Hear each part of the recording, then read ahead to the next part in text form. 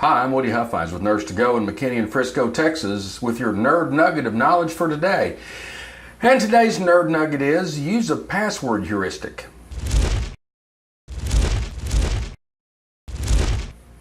What, you might ask, is a password heuristic? Well, it's an algorithm or a set of rules that you use to create a password. We all know that we shouldn't reuse passwords. In other words, every website should have a unique password.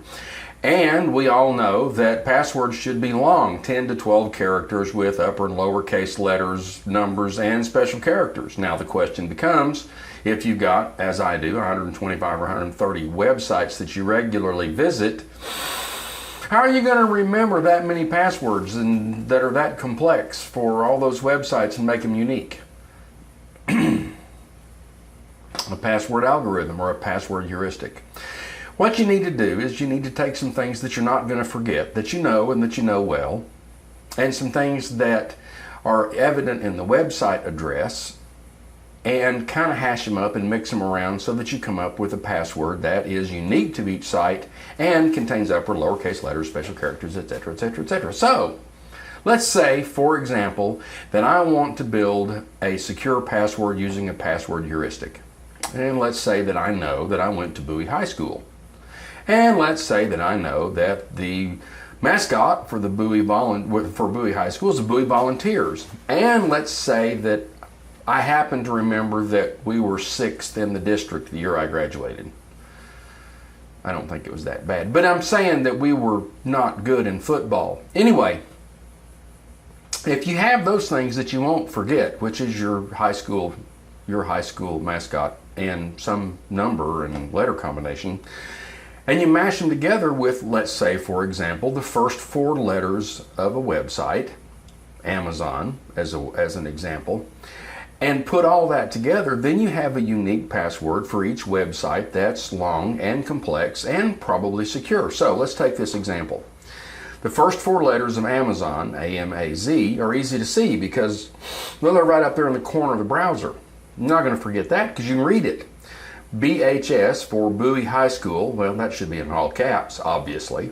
VOLS for volunteers, Bowie Vols, that's what we call ourselves, and the pound sign or number sign 6 for 6th place.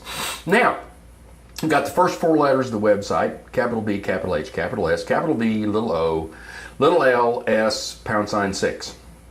You go to a new website, say Google, then it's G-O-O-G, capital B, capital H, capital S, capital B, O-L-S, pound sign 6. Now, what are the problems with doing this? Well, the first is the possibility that you have password collisions. In other words, you go to 2 different websites that have the same first 4 letters. And you can probably find a way to work around that.